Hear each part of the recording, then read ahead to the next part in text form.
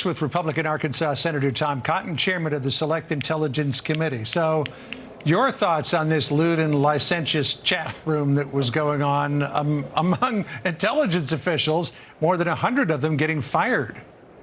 Well, John, my first thought, if material is so inappropriate that not even Lucas Tomlinson will repeat it, you know it must be bad. Exactly. Obviously, this should not be happening on government computer systems or time, much less in classified intelligence systems. I had a chance to speak with Director Gabbard yesterday. I know that she's committed to holding accountable anyone who's engaged in this kind of misconduct. With such misconduct and such egregiously bad judgment, I don't think we'd want someone anywhere near classified information. She's also committed to getting to the bottom of why this was tolerated for apparently more than 2 years during the Biden administration. Look, these systems are designed for intelligence officers across a number of agencies to share information, let's say if they're collaborating on the nuclear program that Iran has. They're not designed for your own personal use, and certainly not this kind of wildly inappropriate use. So give us some insight here. What gives rise to behavior like this at what is supposed to be a very, very serious set of institutions? Well, it's hard to imagine, John, why anyone in the intelligence community would think that they could get away with this kind of misconduct, again, on a classified intelligence network that is designed for intelligence officers to collaborate on professional matters for work. And the fact that you had apparently more than 100 people engaged in this kind of misconduct does raise questions about what kind of oversight you had during the Biden administration and why there weren't more systems in place that could catch this content, or why those systems might have been manipulated. So I'm glad to know that Director Gabbard is taking this with appropriate seriousness and is going to hold those participants accountable, also looking back to why it escaped notice or might have been brushed under the rug during the Biden administration.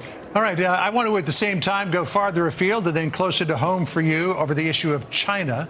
We had the president talking about it, said that he wants to invest in China. He wants China to invest in the United States. But your home state governor, Sarah Sanders, said investment only goes so far. Listen to what she said.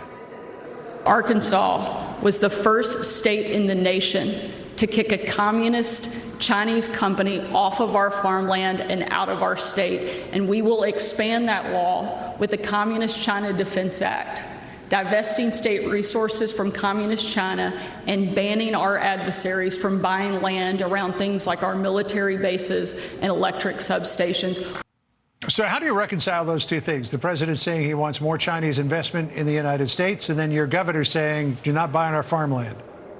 Well, I commend Governor Sanders and my legislature for making sure that China isn't buying up critical assets. For instance, land around Little Rock Air Force Base or land around electric substations. And our farmland is a critical asset as well. Remember, China can't feed its own people. China depends on food imports. We shouldn't be helping communist China to get more of our food products that are for our people or for friendly nations, pro-American peoples around the world. I've got similar legislation in Congress that would stop Chinese investment by Chinese nationals or Chinese Communist Party-linked companies in American real estate. I write in my new book, 7 Things You Can't Say About China, that China has a long pattern of doing this. For instance, trying to buy land around the Grand Forks Air Force Base in North Dakota, the site of many sensitive activities.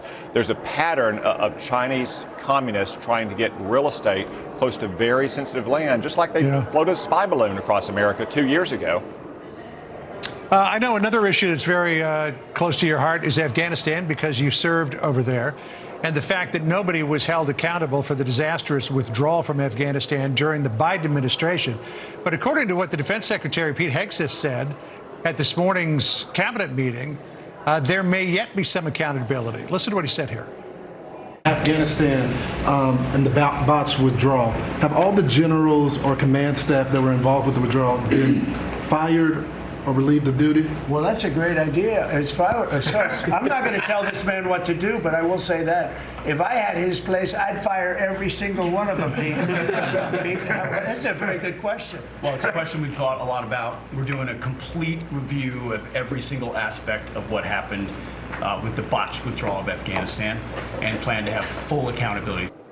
Lawrence Jones asking the question there. So what do you say to this idea that there's an investigation underway and that Hegseth plans full accountability for those who might have botched this withdrawal?